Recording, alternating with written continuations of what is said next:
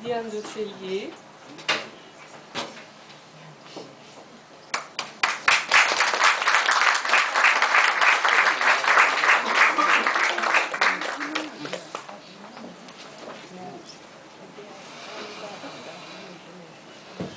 Merci Madame de cette présentation. Bonsoir. Je vais juste vous dire quelques mots sur la collection dans laquelle ce très beau livre, Le Cantique des oiseaux, s'insère, de façon à vous montrer un petit peu le contexte dans lequel il est né et il a été créé, et vous dire 2-3 mots sur Lily et sur Michael qu'ils ne pourront pas vous dire eux-mêmes. Alors, cette collection au départ n'était pas une collection, c'était le désir de partager avec le public le plus large possible des grands textes de la littérature mis en valeur par une iconographie exceptionnelle qui rentre en dialogue avec ces textes. Donc, je commence cette édition et je crée plusieurs titres jusqu'à ce que je souhaite faire un livre sur l'iconographie, la peinture orientale. Et c'est à cette occasion-là que je rencontre Lélie Anvar et ce projet où nous cherchions un texte pour accompagner la peinture orientaliste, pardon, pas orientaliste, s'est transformé en un très très beau livre qui s'appelle Orient, 1000 ans de poésie et de peinture, qui est un recueil de poésie arabe, persane et turque qui a été mis en lumière, surtout des poésies d'amour mis en lumière par la miniature persane, arabe et turque. Et à cette occasion-là, Lélie me présente un de ses amis très chers qui vient au bureau et qui s'appelle Michael Barry. Alors Michael Barry arrive au bureau et nous cherchions un préfacier pour cet ouvrage. Lélie avait fait une très très belle préface sur les poèmes persans et nous cherchions un préfacier pour l'iconographie. Et donc nous présentons le livre à Michael et nous lui demandons de faire une préface. Il me dit, écoutez, je suis venue vous voir pour une seule et unique raison. C'est parce que vous êtes l'éditrice de la Divine Comédie de Dante illustrée par Botticelli. Et c'est uniquement pour ça que je suis là. Et je ne veux entendre parler de rien d'autre. Et donc, devant ces menaces, on essaye de le soudoyer par tous les moyens, y compris des moyens financiers, toutes sortes de choses comme ça. Il me dit, écoutez, je fais la préface, mais à une condition, c'est que vous m'offriez la Divine Comédie de Dante illustrée par Botticelli. Et c'est ainsi que nous avons commencé à travailler ensemble. Il a fait une très très belle préface pour ce livre Orient, 1000 ans de poésie et de peinture. Et Lélie, dans cet ouvrage, a traduit effectivement tous les poèmes persans.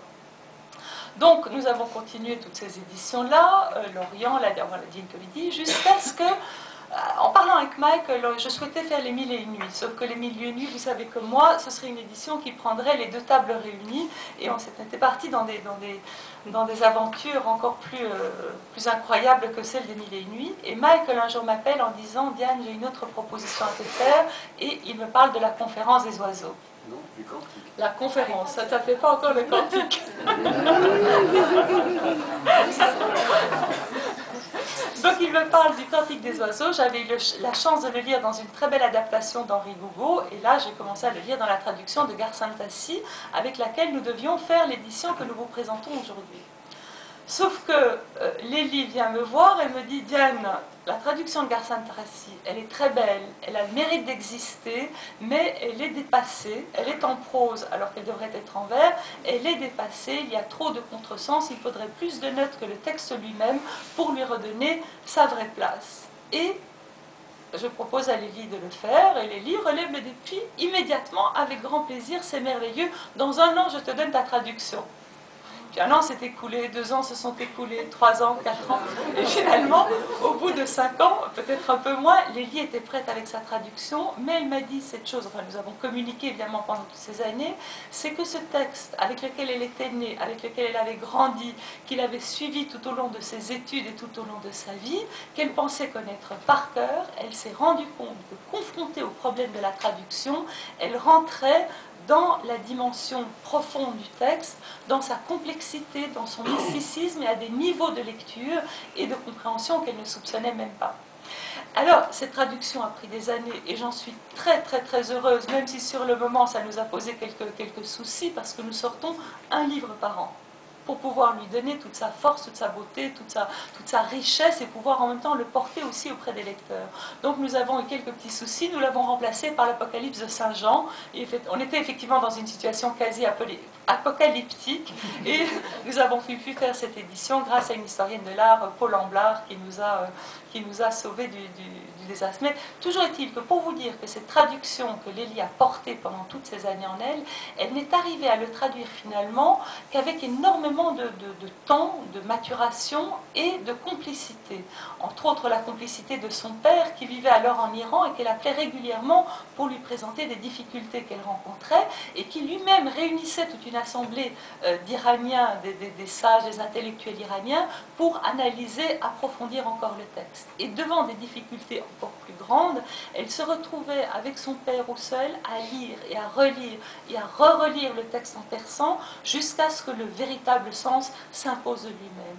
Elle y a laissé beaucoup de plumes et ça lui a apporté en même temps, elle vous le dira même, une ouverture absolument formidable. Et en tout cas, le travail qu'elle nous livre, on parlait de la Divine Comédie tout à l'heure et je le dis vraiment en étant convaincue de ce que je dis. Pour ceux qui connaissent la traduction de Jacqueline Risset pour la Divine Comédie de Dante, on se retrouve aujourd'hui avec la traduction de Lélie Anvar à un niveau de qualité pour un texte mystique également, qui est dans sa musicalité, dans son rythme, dans la justesse de sa traduction, pour laquelle je lui fais une confiance absolue, et dans la puissance de cette traduction, un texte d'un niveau absolument exceptionnel que je pense les traducteurs qui suivront mettront un certain temps à égaler.